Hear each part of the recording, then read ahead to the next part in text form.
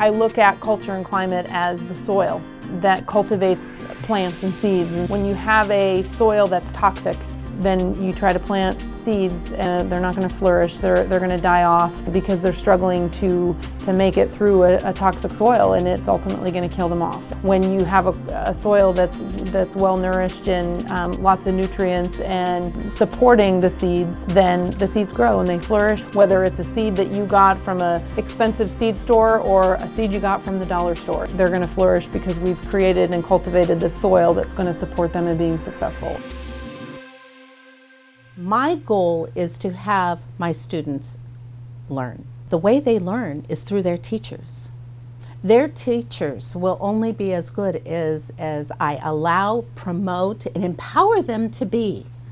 I expect my teachers to own this school, to take ownership of it, and therefore their professionalism will keep it so that all teachers are performing at top quality. They will hold each other accountable. My biggest thing is to build the strongest relationships I could with students. Let them know that they are winners. Go down the hallway, hey handsome, hi beautiful, oh I love your hair today. I mean, those relationships, just saying something that's nice to a student each day. You never know when that student really had a bad day at any time. That just gives them to get a smile.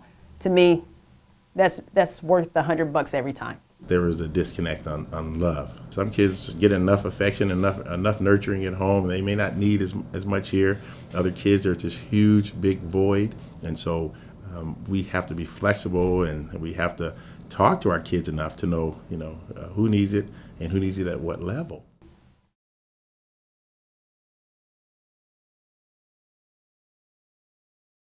With an alarming high school dropout rate averaging 30% nationally, and exceeding 50% in many communities of color, it has become evident that our education system is still failing students with the greatest needs.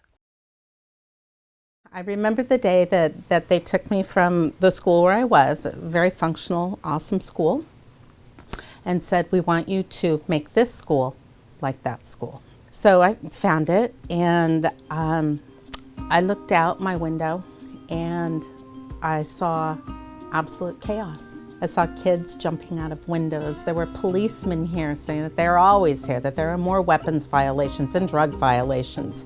I saw roving bands of kids moving from one classroom to another to go beat up a kid. There's absolutely no respect for authority whatsoever. A grown-up would tell them stop and they'd be like, inappropriate. It was an absolute mess. The hallways were so loud and so crowded. There was tons of students lingering in the hallways during passing periods. Complaints from teachers all the time about tardiness. The teachers were struggling with the behaviors of the students and had felt a lack of support from previous administration, and I think through that process had kind of given up, and so the students were running the school. Students were walking out of class, roaming hallways in groups, lots of fights, lots of kids missing from class, hiding out in other classes, a lot of students that were disconnected to the school and the teachers. First big challenge was safety. I had to restore safety. My first year was going to be a year where I observed, where I watched, where I learned, where I listened. And so I hired a great vice principal. I hired a great learning coach. And there's still great classified people here. We rolled up our sleeves and we started to change the culture. And at first we had to be hard. We had to be real hard. There was going to be no tolerance for violence, no tolerance for weapons or drugs. That's just it.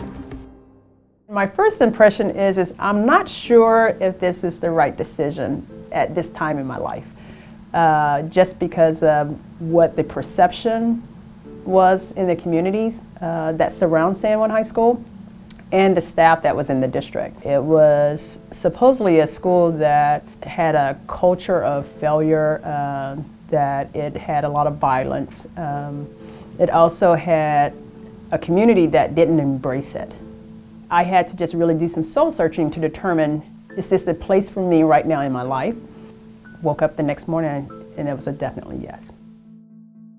The biggest challenges I would say at San Juan High School is just to really destroy perception and bring about reality. The perception then was that it was a school that needed a lot of work, a lot of attention, a lot of what I call TLC, tender loving care, and it wasn't getting that. My daughter had a chance, my son had a chance to go to San Juan. We chose not to because we didn't think that it offered the kind of safety, security, and educational opportunities that it does now. The school was low enrolled. I think we were just under 500. We had 5 career pathways, state-of-the-art equipment, industry-led teachers, but yet and still the students weren't coming. Because of our past haunts, we get stereotyped and people are misinformed about the present teaching and learning at the school. The students that were tracked to go here based on boundary lines were actually still going to other schools, as the school district is an open enrollment district.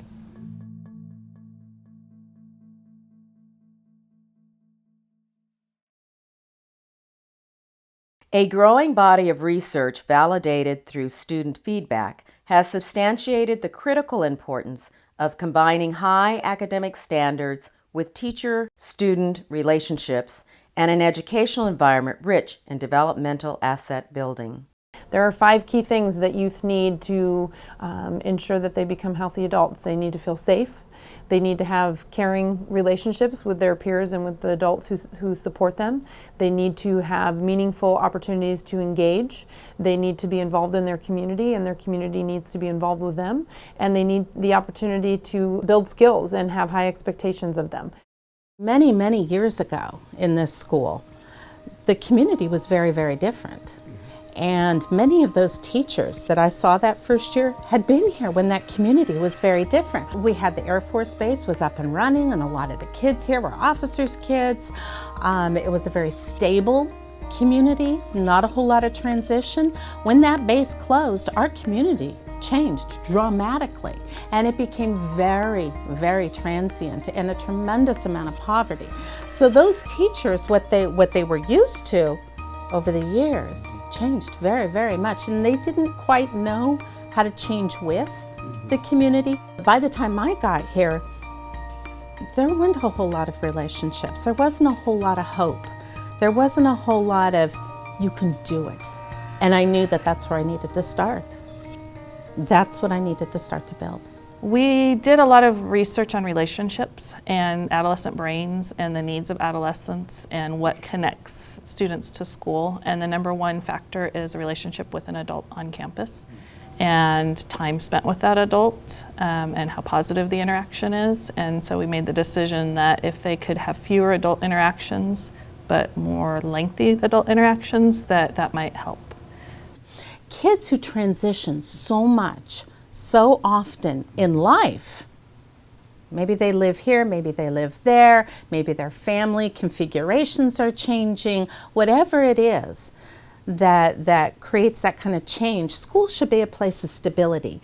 And maybe, just maybe, the traditional junior high model of kids going first period, changing to second period, changing to third period, changing to fourth period, maybe 6 changes in a day might be too much for them. What if we created a little more stability and we didn't have quite as many changes? Well, that's a good idea, but how do you do that? Well, that first year, my vice principal, myself, my learning coach, and a team from our district office at that time said, you know, we need to study what works. And what we found was that a cool kind of program was a core model program where you have your English and history taught by one teacher. That teacher partners with another teacher who teaches math and science. They switch kids halfway through the day. They get their PE and they get an elective. What would that look like? Other schools do it, it seems to work. For me, it really coincides nicely with my own philosophy of education, especially in middle school. We're finding that the single subject approach is not working for them. So often you hear teachers say, they can't make any connections. Well, how are they supposed to make connections when things are being taught in compartments? So the fact that we have more time with the kids than just an hour, you can spend more time developing stronger projects and really thinking about how are we going to look and examine this material more closely instead of just getting through it. Unfortunately, or fortunately, what that means is that you need a different kind of credential. So in collaborating, and here's where out of the box, this is different. Collaborating with our teachers union and with the blessing of the district office, because they knew this place needed to be changed and fast. It was scary. They said, do what you need to do. So we created an MOU that said the teachers who were single subject teachers, who kind of teach the traditional junior high model, we will take care of them and we will place them in other areas, other junior high schools, wherever in their subject area. And the goal there was to have teachers end up in places that they wanted to be, and we had high success rate with that. Many of the former teachers are extremely happy in their current positions. The obstacle was the fear of moving, the worry of that what was being done to them. It was very hard to be told your school is not working, so we're overhauling it. There are still some people that have hard feelings about it, but I think they have come to understand that it was not a personal decision. It was not based on the people. It was based on the system was not working. It wasn't just one thing that needed to change. You know, we needed to change some things about the actual functional buildings.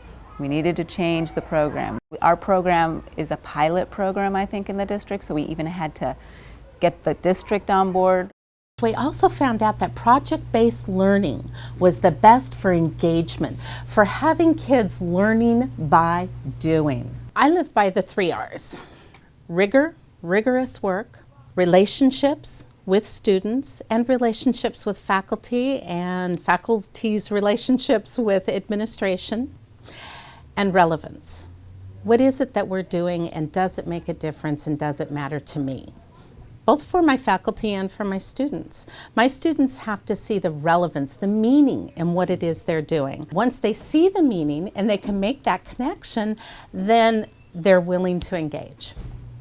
So project-based learning would increase the what? The relevance. The core model would do what? It would put together the relationships. And through the project-based learning, and thank God with Common Core, now with Common Core we go deeper. Fewer standards, but much deeper. Then you know what? Then we have rigor.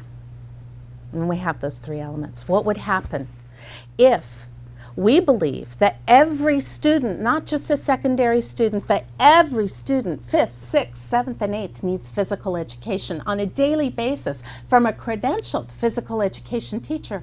What would happen if we built that into this model? And while every kid was at PE, what would happen if we didn't have a traditional prep period that high school teachers have? What if we call it a collaboration period? And all of our teachers have a period where they can collaborate with their peers, their grade level peers, every day. The second year we had instituted an advisory program where the first 20 minutes of every day they have an advisory class. It's 5th through 8th grade, so it's mixed grade levels. And there we work on social, emotional, character building. And it's also another piece of relationship building. If they don't build the relationship with their core teachers, they at least have another adult on campus that they can go to. We follow them. So when they come to me as a 5th grader, they're going to leave my advisory as an 8th grader, so they would have worked with me already for 4 years. So I know the family, I know them, I know their weaknesses, I know where they need help. They know they can come to me. I recently had a young girl who ran away, and then we were able to figure out where she was because of relationships that have been built. We're really trying to be diligent about holding people accountable for what they're doing. So we put out a vision statement and we said anybody with the right credential, read this statement, talk to the principal, talk about her style of leadership. I have a very different style of leadership than many of my colleagues, and apply. The community that the school sits in is a low-income area when it comes to residency. However, it sits in a very rich city. So it was like somewhat of an imbalance. The part that really hindered our students is for them to find the connection to the school being a learning institute and seeing their future. We put a lot of time and effort into the feeder schools to ensure when the kids got here that they were ready for high school. We had an interdisciplinary team created where we have a science teacher teaching biology, an Algebra 1 teacher come together with an English 1 teacher, along with a Spanish 1 teacher. And what they did is they worked collectively and formed what is called the Freshman Academy, where those students are all together and they're learning from that interdisciplinary team. Well, the academy is getting them to understand that everything they do in school is important, getting the kids to have personal relationships as far as their grades with teachers on campus that care about them. We put AVID in every freshman class. We made sure the students took AVID for a full year last year.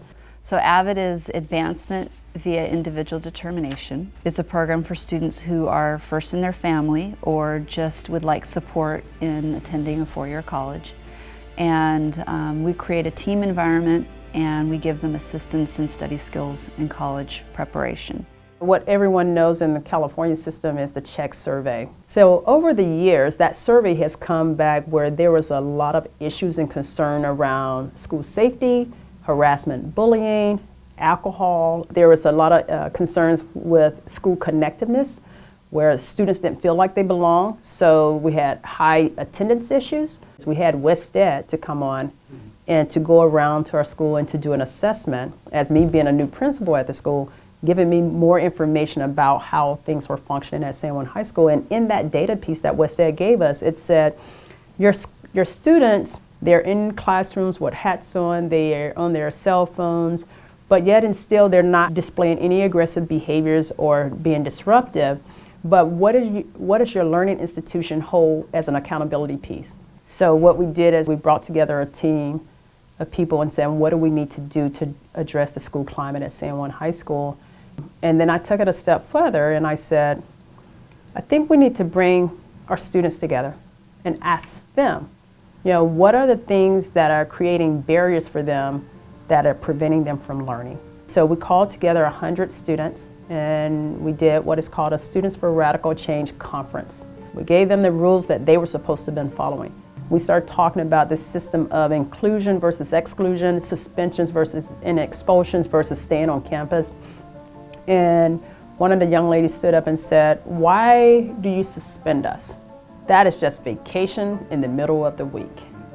We've already heard that as adults, as educators, but we just never did anything about it. We know it doesn't work. It doesn't teach behavior. So what we did is we had the students to wrestle with the rules that were before them, alter the rules so that it seemed like it was more about learning rather than discipline.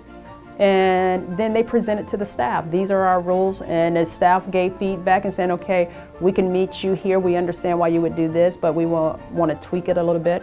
And they created the rules for the subsequent years. Well, my honest answer is I think a lot of us were scared. I think we're thinking, wow, who's running the school, But after you think about it and you really be honest with yourself, if they're making the rules, then they got to abide by the rules. As long as the rules make sense, then, hey, you made this rule. What's more powerful? This is your rule, not mine. We didn't make this, is yours. We made sure we did student surveys. We looked at the discipline that was being entered into our student information system to ensure that we indeed were pulling together something that was working for our school. Our first staff meeting, we continued to just provide the teachers with the data on the number of things that were going on, because some of the things that we put in place to empower students was things that we were told we couldn't do. Restorative justice. We were told that students couldn't lead restorative justice. I remember going all the way to down the coast trying to go to a training, and when they realized that we were talking about students doing it, they decided they couldn't support us either. So I just said, we're just going to go. We're going to do it anyhow. We're going to get students together and say, I believe in you. This is your school. You got to have ownership and you have to be accountable. For peers digital panel, it's a better way than just going to maybe staff and receiving a punishment or whatever you'd get. You get to go to your peers and you basically get judged by them. And I think it takes more to heart that that you're getting judged by your peers. I personally think it's really good because a lot of the times when my freshman year when I would get in trouble, I would not like to just sit and talk to a teacher and then them just scold me and lecture me. So now that I'm having the chance to talk to kids that are my age or around the same age that I am, they understand me more. I don't think anybody anticipated that it would be as powerful as it was. And that the reason why that program is so successful is because Gloria builds the strengths of students and then allows them to do what they need to do. I think it's an interesting lesson for all of us. Sometimes adults in the system, when we do this kind of work, we may talk a good game, but sometimes we'll say, well, but I'm an adult, so I kind of know how best to do it, so I'm going to coordinate it, as opposed to stepping back and letting kids, you know, try it out. And if they fail, you help them figure out how to fix it. And, you know, giving kids the opportunity to experiment with things so that they get to a point where they totally own that program. You can't create a sense of empowerment with students, but then when you want to talk about it, you want to talk about it with adults. Because it's contradictory message that we're providing. So I signed us up for a conference for Title I, and our students are actually going to be the presenters to it. What we showed everyone is that once we changed our school culture, then our academics also fell in line because now students are focused on learning. A convergence of recent research studies found that school climate and culture is the single most indispensable ingredient of effective school reform. This means there is a direct correlation between school climate and student achievement. Success was based not only on what the principals chose to do, but how they chose to lead, with relationships being central to the process. One of the things that makes us very unique is we're very teacher-driven. We have an administrator that allows teachers to take leadership positions, run trainings, propose ideas to staff, take ownership of ideas, and implement them. Our advisory is run by a teacher who leads the group, who plans the lessons. We have a leadership group that is teacher-driven. Our administrators attend the meetings and provide the guidance, but they support the decisions that are made.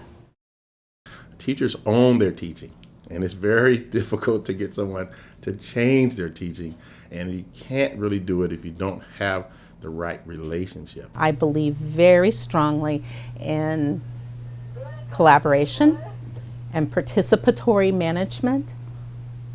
I come to consensus as often as I can, and I work to empower as many people as I can. My teachers want their colleagues to perform at top capacity, and when they don't, we talk to each other about it. It's a very process-oriented school. It is very much a process. Sometimes things happen a little bit slower because I need to get input from everybody, but it's very effective in that people are happy. When you give someone ownership, then they take pride in it and they value it. And I think that's the case with Roxanne. She has expectations and then she lets you work it out on your own. She doesn't micromanage or get in your face or check up on you repeatedly. I think she trusts her employees to be the professionals that they are. And the reality is most principals only stay 3 to 5 years at a school. And most teachers stay 8 to 15, if not that whole school their whole time. So you have to be able to get an environment that you're happy to work with, that's going to work for the kids, and that's going to be sustainable even after that principal leaves. And I think that's something that Roxanne is very good at, that sustainability. What's going to happen to you guys if I'm not here?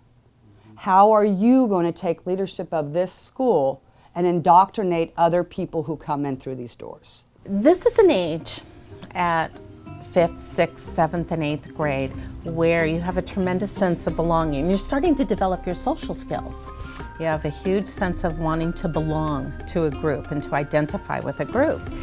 And in this area, historically, it's been rather tempting to want to identify with the bad kids. Norteños, Sureños, whatever the gang du jour is, to identify with them. And when I first came here, that's what was going on. At that time, I knew it was going to be a very, very rough road to try and get rid of that. But we focused on the culture Through working with those relationships and restructuring the school and bringing in teachers who are in line with the vision, and it went away. It went away. It wasn't part of who this school was anymore. I don't have that problem anymore.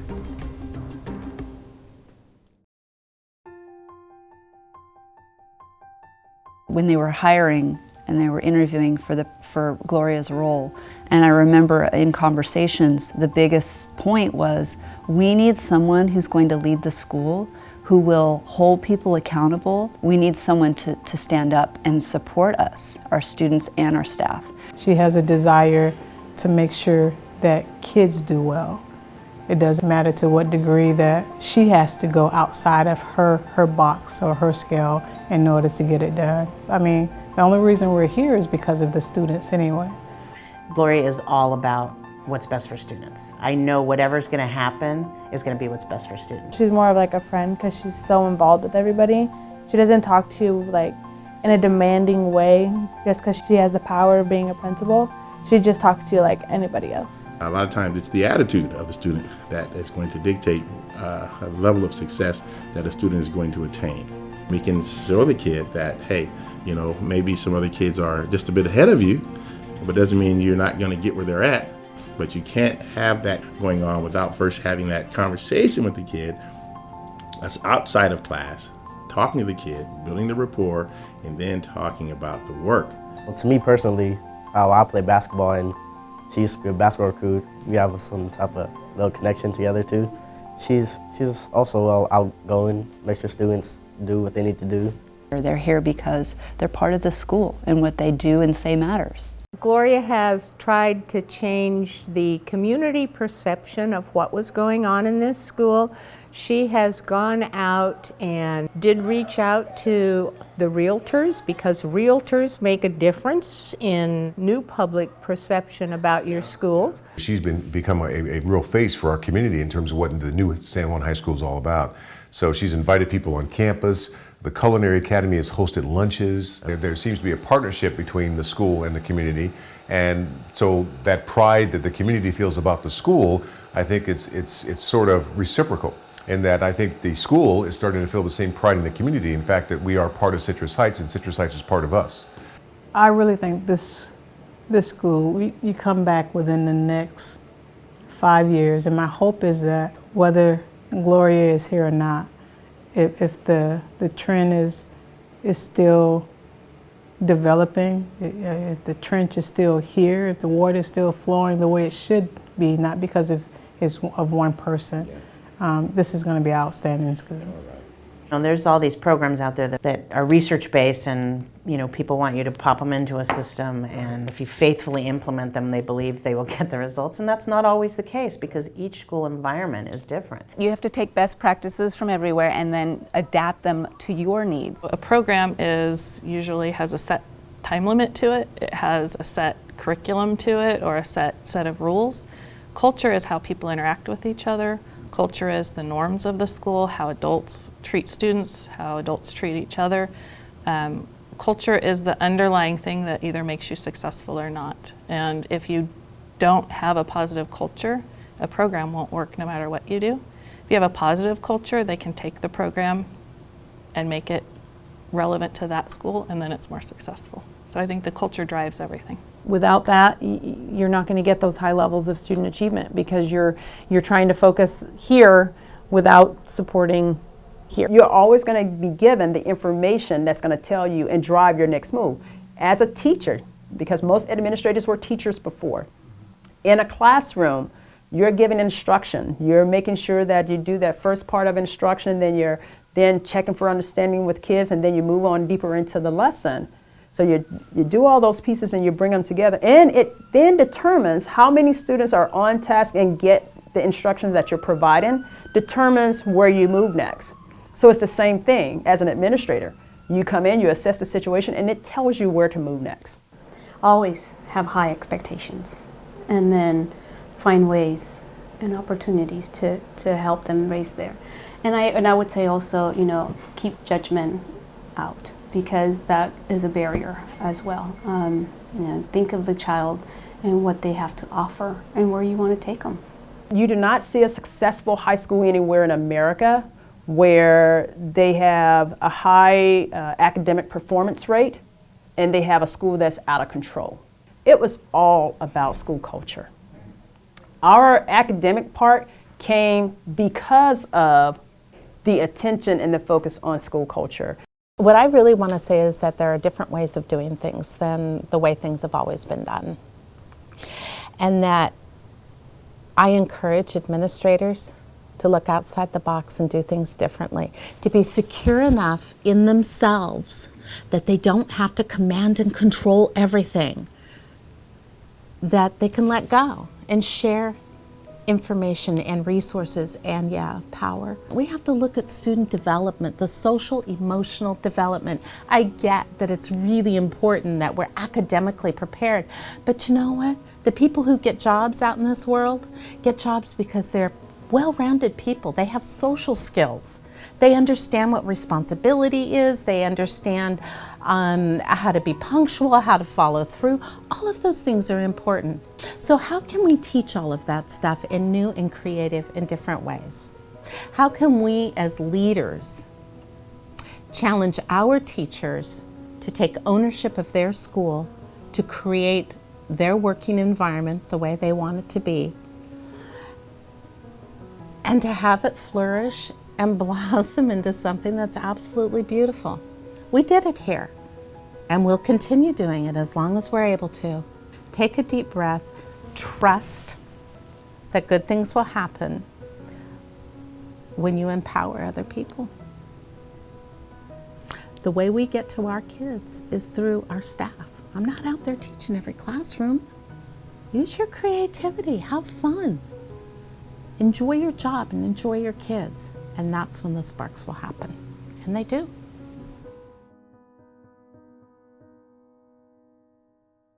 By using proven research-based strategies to improve culture and climate, these principles, in collaboration with teachers, students, staff, and community members, turn their underperforming schools into high-achieving schools, where students succeed.